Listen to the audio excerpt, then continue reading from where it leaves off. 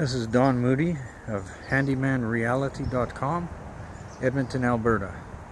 I've gotten a call from one of my clients. He has a property that the basement is flooding a bit. So as I walk up to the house, I survey a couple of things. I notice that the leaders on the eaves troughs where they dump out their water, they're very long. That tells me there was something up with this house before he bought it. And then we have the flooding on this end of the home. And I have more hints that something is going on because somebody's put lino along the wall and weighted it down, trying to keep the water away from the wall, which is not the correct way.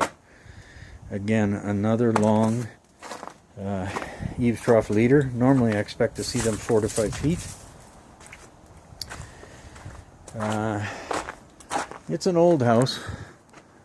I know that the eaves troughs have been repaired, but not regraded, so we actually have some dripping going on in this corner, causing this puddle and a puddle against the wall.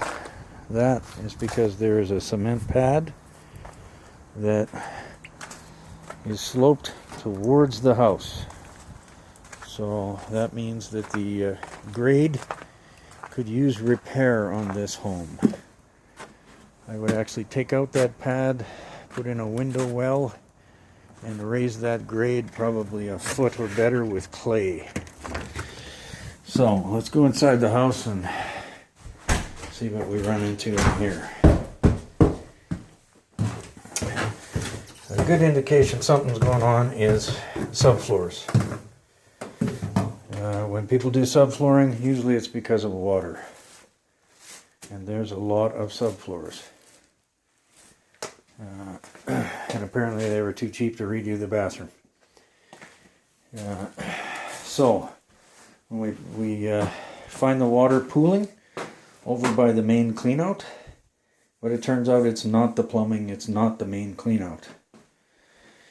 We pull up some carpet and we get lucky. We find a floor drain. And the water's not actually going down there, so there's issues there. And the water's also not coming up there, so there's issues there.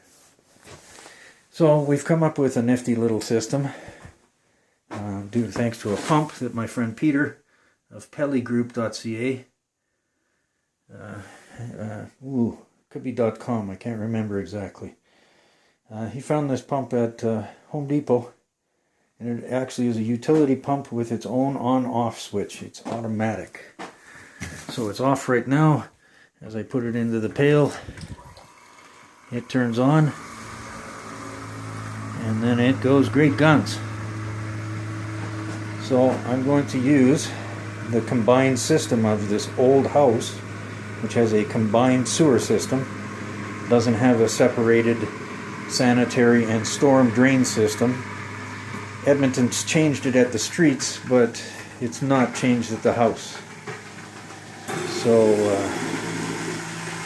that pump, once it gets down and it runs dry enough, it shuts itself off, as it'll do when I lift it up and give it a little bit of time.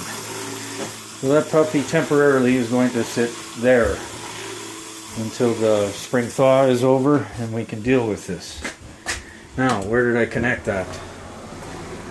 We dreamed up a system up in the ceiling here where we found the drain pipe for the bathtub.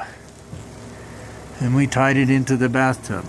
We gave it its own P-trap so that this would hold some water and would prevent sewer gases from coming back up the hose, down and out the pump, and making the pump smell. So the gig is that simple, and works pretty slick. So it's going to stop us from having to come here and clean up, and it's going to deal with the water for us through the spring here. Once the spring is over, we'll fix this floor drain, we'll fix the grade, and we will have happy tenants once again. Thank you very much.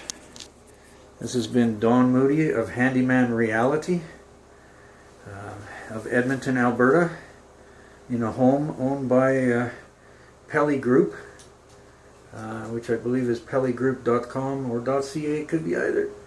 And yeah, Peter usually, when the market is good, he takes these houses out and builds some very nice homes. You have a great day now. Thank you. Bye-bye now.